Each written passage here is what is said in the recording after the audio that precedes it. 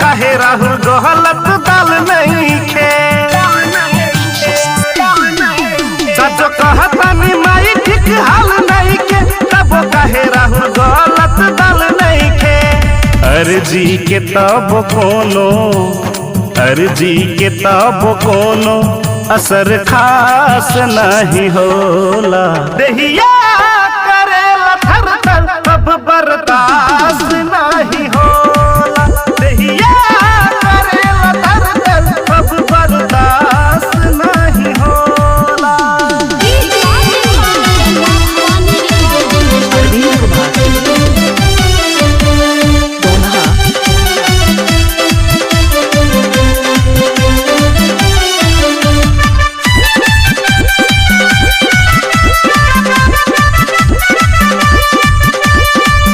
कबे से आसराला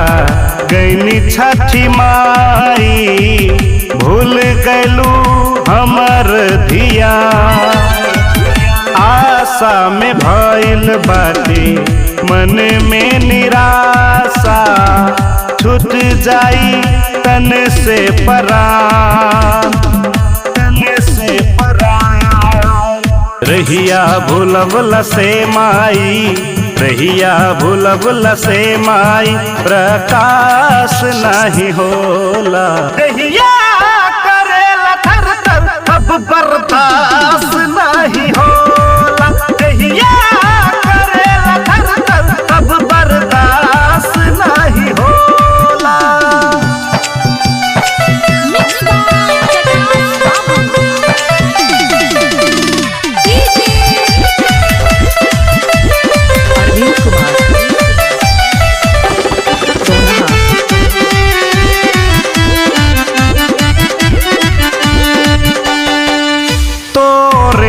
कैले बानी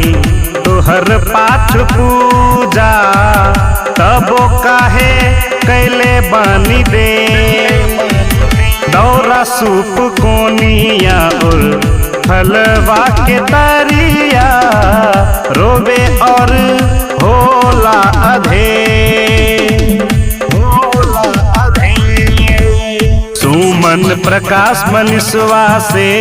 सुमन प्रकाश मनीषवा से उपवास नहीं होला देहिया करेला थर थर अब बर्दाश्त नहीं होला देहिया करेला थर थर अब बर्दाश्त नहीं होला सच कहतानी माई ठीक हाल नहीं के तब कहे राउर गलत दाल नहीं के अर्जी के तब कोनो